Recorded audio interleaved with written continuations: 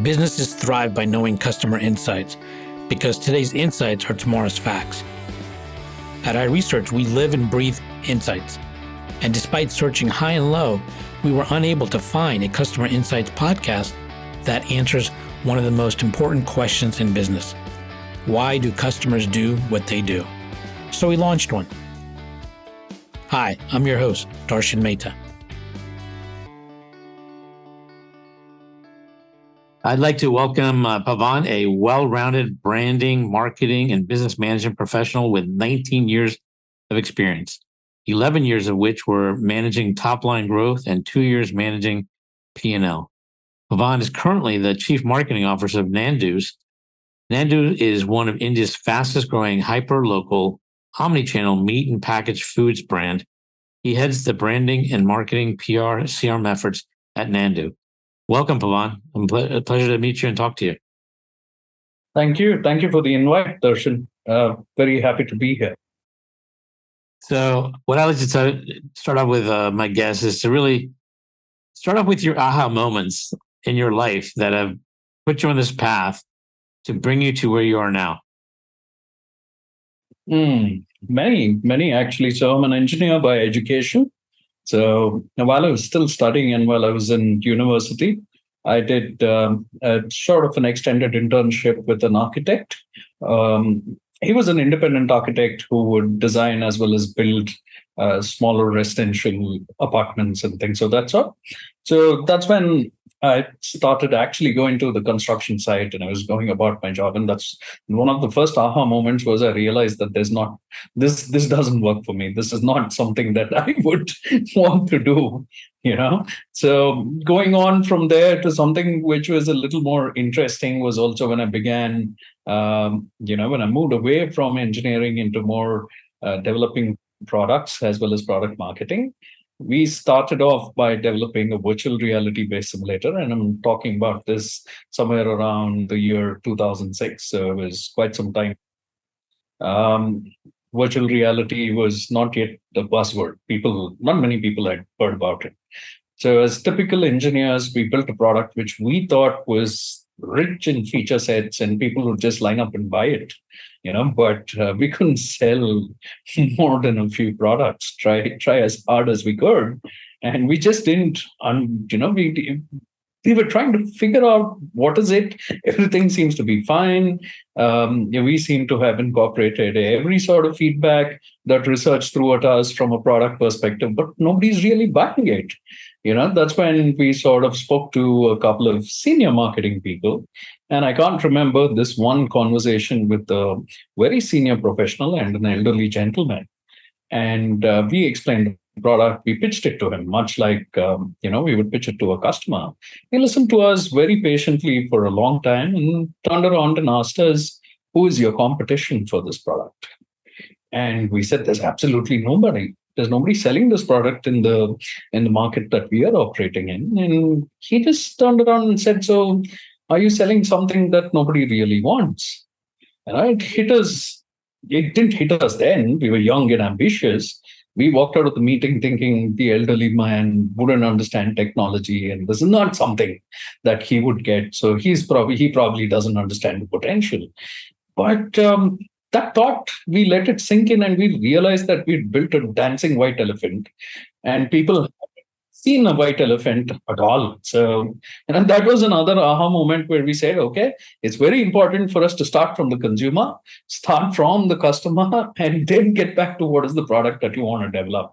And not the other way around, just because we think there's an opportunity and, we're good at building it. So the engineering mindset changed into a more marketing one. And that was a very big aha moment in my career. In fact, now you're in marketing, not even engineering, right? No. And this was many moons back. So those are many moons ago, almost about 17, 18 years ago. So then began my journey into marketing. Well, you're going to be a good one to ask this because I often talk about a story that I've experienced. And that is when I was working on a programming project, one of the engineers said, I've given you 12 different ways to sort the data. And I asked him, why are you giving me 12? He says, because I can. And I'm thinking, yes, but I think consumers are overwhelmed. Give them three good options, because beyond that, it becomes a little bit too daunting and overwhelming. But again, was the engineer wrong? No. But you can correct me, 'cause you're an engineer. Engineers are not trained to think from the market perspective or customer's perspective, are they?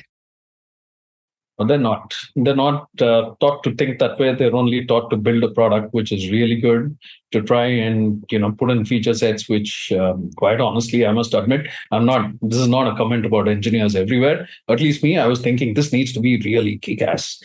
This feature is something that shouldn't exist anywhere, even if it's a very small thing. I need to get this in there. That was the driving force beyond.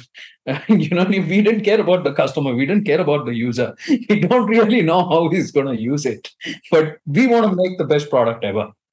But nowadays, with the convergence of everything digital, about UI, UX, all this stuff, you need both. You need to really wear both hats, right? You need the engineering hat, but you also need the marketing hat. So let me ask you, since you've worn both hats, how do you reconcile the difference, and how do we get engineers to get the perspective that marketers bring? But then how do we get marketers to get the perspective that engineers bring? I could sort of talk about my own journey. For me, it was the school of hard knocks. Not being able to sell something, your products are not moving off the shelf, there are no repeat purchases happening, so the shelves are not getting filled. So that's when you start to sort of dig deeper and try to understand what's working, what's not working. So that was my journey. Um, but in general, I would believe that the sort of marketing to me is all about objectivity, right?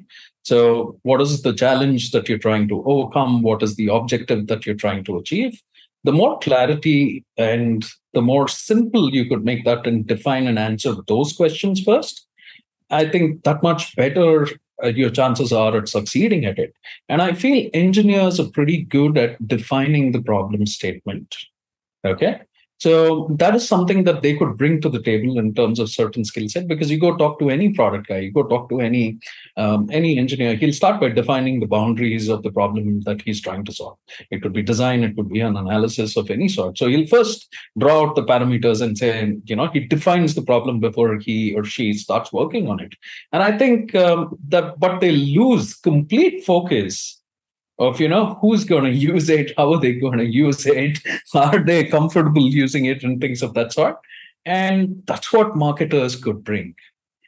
So this sort of an amalgamation is absolutely necessary, especially in today's world, where a lot of the products are completely digital, or most of them, or almost everything has a digital interface, right? I mean, today you have air conditioners at home which take voice commands. So there's no escaping that. It's not just digital. I mean, you were really talking about the overall customer experience, right? And today's world in business, digital is going to be a big part of that component in terms of the total experience, right? From when they learn about the product to when they actually investigate other options, and to actually reviewing reviews and ultimately writing their own reviews. There's no way to escape the digital. So, and it's all about creating the proper experience for consumers. So, do you have a recommendation for engineers or marketers how to bridge that gap and ensure that there's an overall good experience from the product to the actual interaction with the product as well? So I think you bring up a very important point, or you brought up a very important point in what you just said, where it's multiple touch points during the buying cycle itself. And then there are multiple touch points which are also digital, which is post-purchase, right? So I think it's very important for us to consider the right amount of intervention and build an interaction which is very fruitful and seamless as an experience for the customer. After all, you want to make everything very hassle-free and make everything very linear, so it is easy for them to follow through. So I think to build a product today, or to build an experience today, you would need both. You would need superior engineering and product development skills, but you would also need a very good marketing mindset, which is driven not by a gut feel or what commonly happens, but it's actually carefully observed behaviors of customers during this entire journey.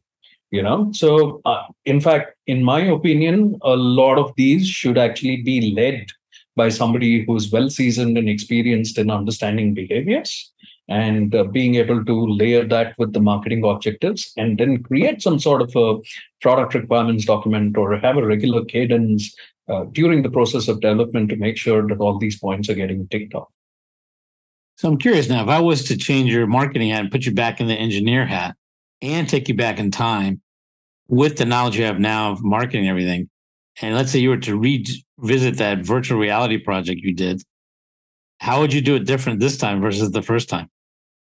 I'd start by first talking to customers who would use it, really understand, are we trying to solve a problem for them, which, they need a solution to, versus, trying to do something and, hit the ball out of the park where they're not even looking at batting over there. So it's absolutely important. I would start by understanding what is the value that I'm going to be delivering to them. Are they willing to pay for that value? How much are they willing to pay for it? And is it something that's so absolutely necessary that they're actually seeking a new product or some sort of a solution that is way better than how they're figuring out to go about what they're doing now? Yeah, I think you're right. I think it's a two-part question, right? One is, are they seeking a solution to this problem? And two, are they willing to pay for it? Because sometimes there's a gap between that as well, right? Even when someone may want a solution, they may not be willing to pay for it. So you actually need to cover both. Absolutely. But I'm curious now, I'm going to push you a little bit more into the engineering hat. When you were talking earlier about the feature sets, you wanted to throw everything in and anything at it so that it was just an awesome product. Again, having the same scenario, how would you approach even that differently? Or would you? I would. I definitely would. And, typically what we used to do was sort of have all the feature lists and then classify them or segment them into something which is new as a feature, something which is unique that your product would have compared to what competition is offering, something which is delighting, something that the customer or the user would find is very delightful. So we would typically, if today I was going to go through that exercise, I would focus on getting the minimum viable product out and make sure that it works and make sure that it ticks off all the basic boxes and the customer is happy using it. It delivers on what it promises. I would add the icing on the cake later. I would add the cherry on top later. I would do those releases a lot later rather than trying to take on so much in the first instance and, probably build something which is either too complex or too cumbersome to use. I think that's an excellent point because people don't often realize that actually having too many features and too many functionality, it can be overwhelming. And actually, it's better to have a roadmap and recognize that it's better to bring your customers up to speed gradually and build up the functionality, the likability, and everything, and that connection to your product, and then keep adding features and benefits as you go along. And I think that's what you're saying, correct? Absolutely. Do you have an example of that you've done now in more recent times? It's been quite a while that I've not developed a tech-oriented product because I'm more into the food and beverages space. But I could give you an example in terms of what we would do for our own retail stores, which is also some sort of a product development, but for internal use. This was for the cashier at the checkout counter at our stores, the billing machine or the point of sale machine. So we wanted a way, the retail team and the sales team wanted a way in which it could highlight a point when you start to identify the customer through their mobile number to highlight one or two talking points that the cashier could nudge them to sort of increase the bill value. It could be something as simple as buying a very low value item, which is like a spontaneous purchase or things of that sort. So this requirement sort of was routed through somebody in my team and it went straight to the development team. And as usual, they developed something which had so much of information that the guy at the cashier, the poor guy, would have to scroll it 2 times left, right, and then try and analyze the data, in a minute and try and then convince the customer. So we said, okay, this is not going to work. Okay, so it's a classic example of an extension of what we've been speaking till now, right? So it's very important for us to define the objective. It's very important for us to ensure that the solution is meeting that brief and serves the primary purpose of what you're trying to achieve. Everything else is good to have, but oftentimes it's not a must have, or it's not even needed. It just ends up complicating the matter. So tell me now, in your role at Nandu, first of all, tell me what is Nandu, what does it do, and your role as a chief marketing officer, and perhaps you can share one or two aha moments that you've had in this role at Nandu's. Nandu's is a brilliant brand. You know, um, Incidentally, I'm a vegetarian. Okay, so I'm not a consumer of the product myself. Now, Nandu's is a part of a larger group which started organized poultry farming in India way back in 1963. The gentleman, Mr. Nandakumar, who started the group, is considered as one of the pioneers of modern poultry farming in the country. Okay, and they've been, the group has been into manufacturing poultry feed, having hatcheries, raising birds, owning poultry farms, and selling chicken, right? Nandu's is the consumer arm of this business, where we are so vertically integrated that right from the parent bird, right to the to the day old chick, to the hatchery, to the growing of the bird, to the retailing of it, everything is owned and controlled directly by us. And I'd say that we are one of the only people in the country who sort of do this, who are fully vertically integrated, and we don't buy the product from somewhere else and sell it to somewhere else. Okay, we are not traders, and we are not just last mile retailers. We are somebody who are farmers bringing our produce directly to consumers. And one of the very important things that we do at Nandu's and at our farms is we grow chicken that is 100% antibiotic free. And most of the antibiotics and growth promoters are actually fed to the chicken through the feed that is given to the chicken. Given that we manufacture our own feed, we've spent more than a decade trying to figure out a way to, come up with feed which makes sure the chicken also grow in a very healthy manner. And it's actually a pretty complex sort of a business, because you got to take care of multiple different things. It's not just the feed. So the whole business is vertically integrated, and this is the consumer face. We have retail stores. We do have our own e-commerce app and website. We sell our products through popular marketplaces. I mean, here in India, I'm not sure if you would have heard of Swiggy, Dunzo, Zomato, and places of that sort.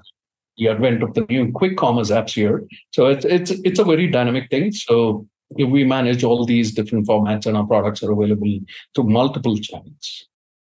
So you said an interesting thing. You are not a meat eater, so you don't eat the chicken, but you're obviously looking to tap into the mind of the consumer on a regular basis.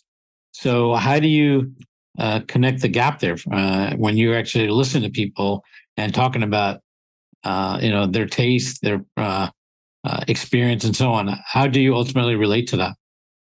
On a lighter note, I always tell people that I'm very objective and I don't let my own personal bias come into the mix. But that's just a smart thing to say. I used to be. It's not that I've never eaten meat or anything of that sort. Yes, that I draw a lot of those experiences, and I've been a meat eater for more than 30 years of my life.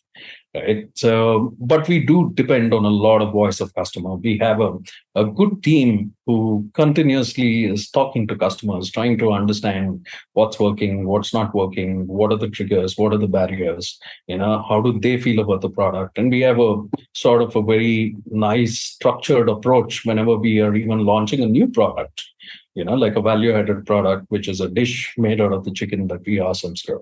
So we are both a food factory as well as a primary producer of the meat itself.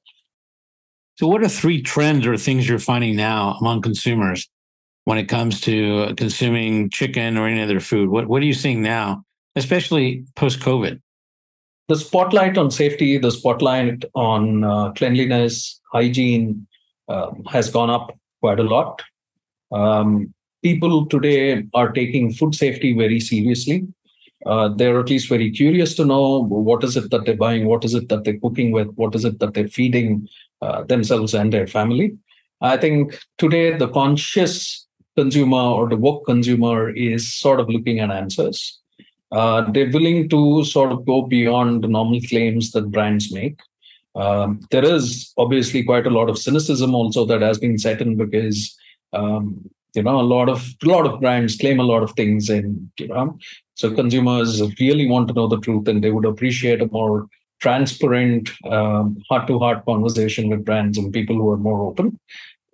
It's not just post-COVID. I'd say that the focus on health, fitness, and nutrition has been on the rise for more than 2 decades now, at least in India. And all of this is sort of changing the way in which people are choosing food products. People are choosing primary food products. It could be staples, it could be daily necessities and things of that sort. But the one thing that really hasn't changed is the need for convenience. In fact, today it's even more important than it was ever before because of the sort of hectic and busy lives that all of us are leading. So, and COVID really brought that convenience to the fore. With everybody working at home, with children being at home, to be able to manage the entire thing and do the whole thing over and over, day after day, was the spotlight on convenience is even more heightened. So you need, as a food product, you need, or as somebody whose product ends up in the kitchen, you need to be the fastest to the kitchen, and you also need to be somebody who's very clean, who's is absolutely very safe from a food safety point of view, and provide a quality product. What area of consumer behavior among your customers are you looking to get a deeper, better understanding of now as well? I would say their buying pattern, at least when it comes to the business and the category that we are in, the product is something which is a high frequency, consumption oriented product.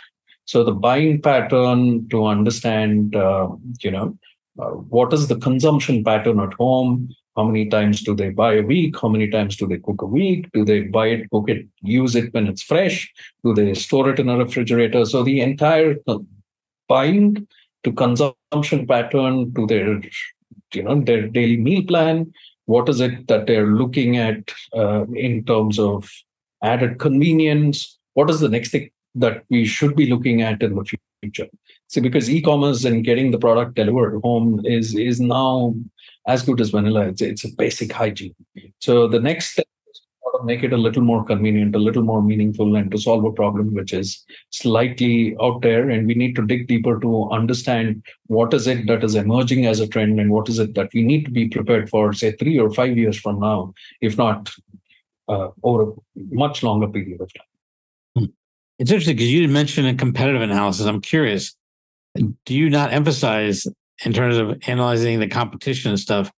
And if not, who ultimately do you feel is your competition? Oh, quite a lot of direct as well as indirect competition. We'll never take our eyes off competition. As a marketer, you're always gunning for that market share, and you want to know what competition is up to and what they're doing. And there are quite a lot of lessons to be learned over there. Absolutely. I mean, not that that's of a lesser priority, but I think the more complex job is to sort of understand the consumer behavior, especially because it's a low consideration purchase and it's a very high frequency consumption.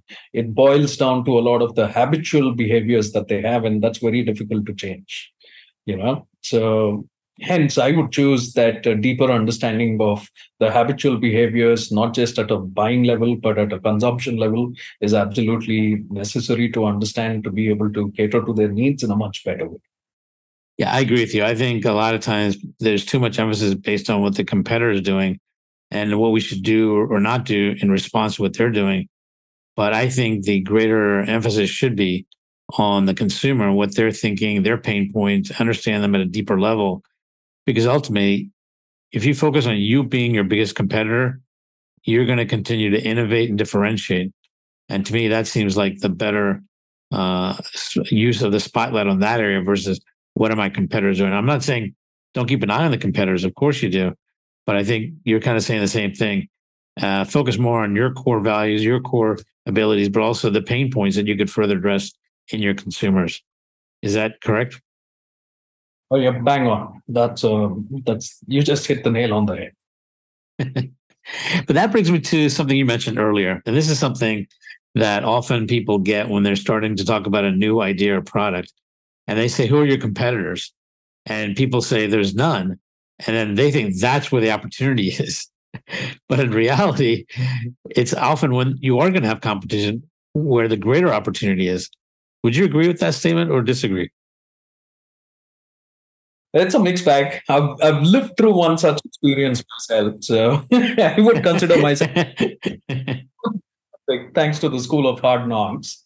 So it's both. I think it's been quite a while since there's been a true innovation that we've all seen as consumers in the market, right? I mean, obviously there have been a few, but nothing which has been built over something. There's nothing out there which is completely blown you away. Probably ChatGPT.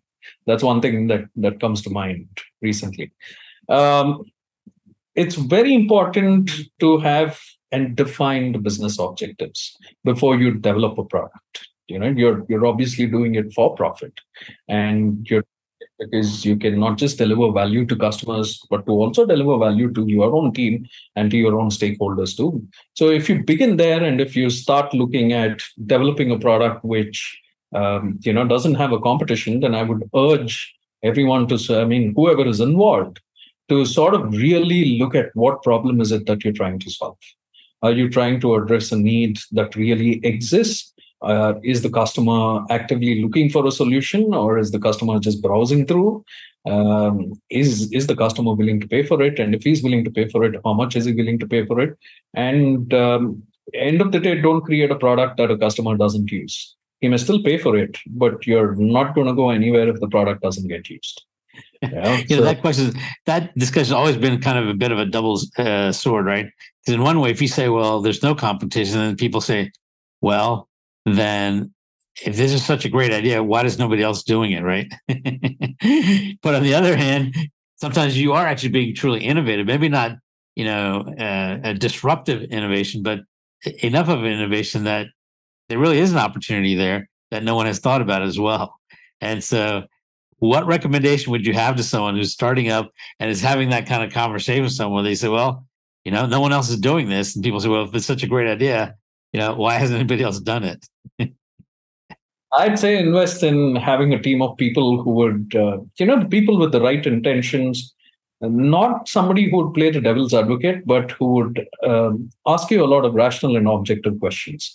Because the person who is sold on the idea and wants to build something is very passionate about it.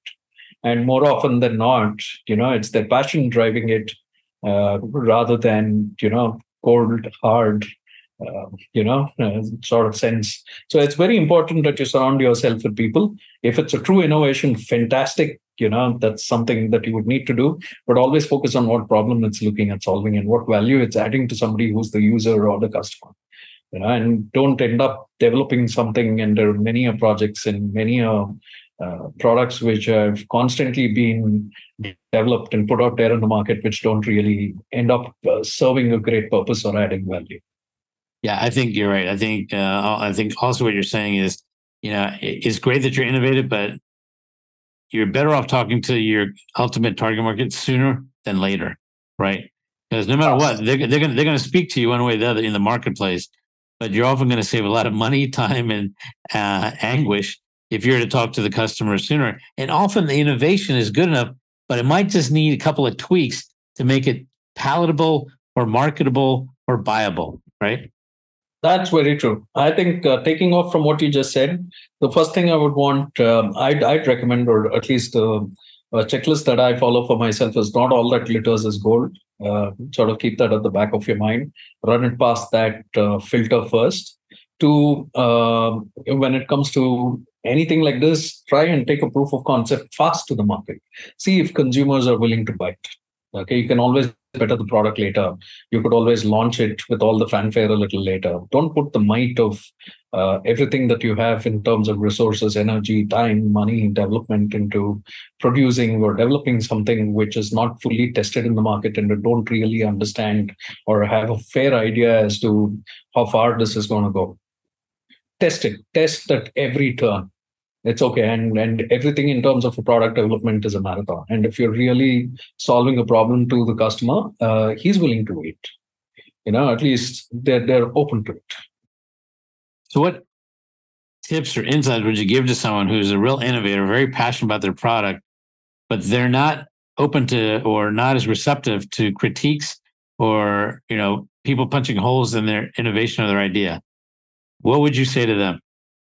I wish I knew the answer.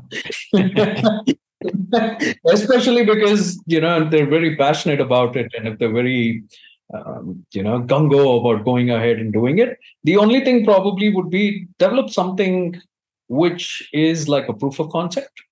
Take it out there and meet people. Don't shy away from doing that. Take it out there, meet people, let them experience it, talk about it, and listen to them.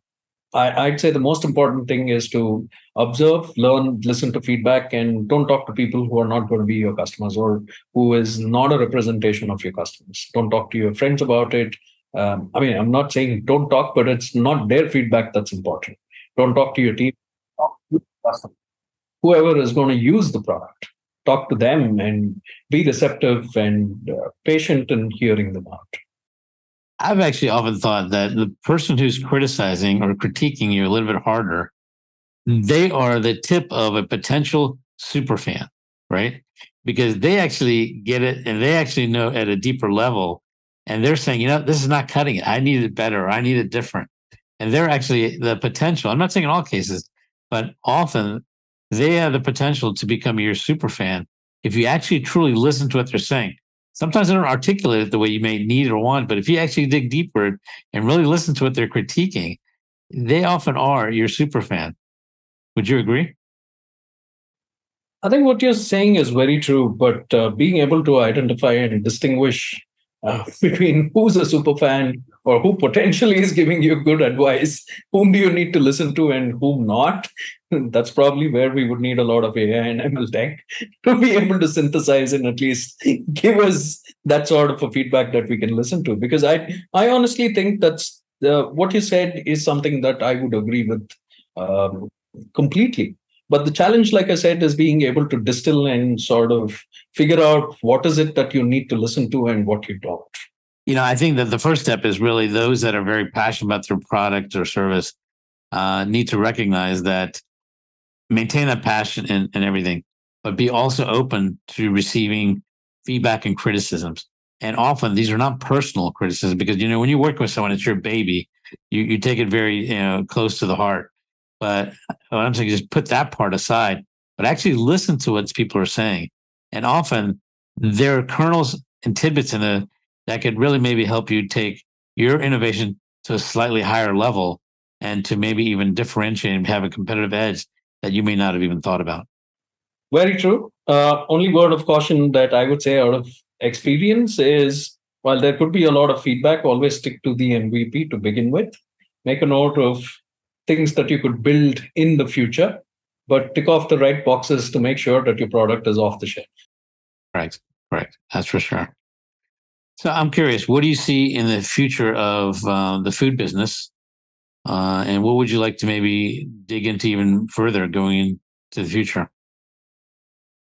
I'd say two things: the need for clean label products, the need for lesser use of chemicals and additives and artificial flavors, or even anything which is not natural. The need for more natural products is going to come up. Trying to make especially packaged food a lot more healthier is something which is an absolute need. It's not a fad. It's beyond a trend as well. That's something which everybody is focusing on in the future. It's not just about low fat or low carb or things of that sort, but from a wholesome perspective. The second thing is convenience. We are probably going to get busier in the days to come. So I think the need for convenience is not going anywhere. That's something which is not going to change. It's just going to increase more and more. Shelf stable products, because there's a huge opportunity, and there are a lot of places where your products should be able to withstand harsh conditions right through the supply chain, so that if you have a product, then you should be able to distribute it across the length and breadth of wherever your market is. And it requires that there's a lot of innovation in packaging, requires that there's a lot of innovation in ensuring that products are shelf stable without having the necessity for it to be frozen or for it to be kept chill or things of that sort. Yeah, yeah. So I'm curious, if you could have a lunch with anyone in the world of food or marketing, who would it be and why? Well, neither actually. If I get a chance, I'd probably want to sit down with. I mean, I'm not sure if you've heard of this band, Deep Purple. Um, so the drummer of that band, because it was a very popular band and went through a lot of turmoil, and there were people with huge egos, which is one of the reasons why the band became so successful, was because of that friction. But this was one person who stuck through it right from day one till what it is today. And I'm guessing, and they are active even today. So I'd like to sit down with him and sort of get to hear his experiences and how he could stay calm and, not be perturbed by the happenings and going around in terms of what was happening around him. The bank falling, newer members coming in, more egos coming in, and yet still remain creative. So that to me would be a far more interesting conversation and a more enriching one. I'd pick up some life skills. Sounds good.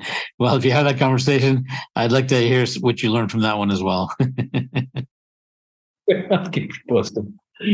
Well, listen, I appreciate you, your insights, your sharing your personal experience and your aha moments, and I enjoyed our conversation. And thank you very much.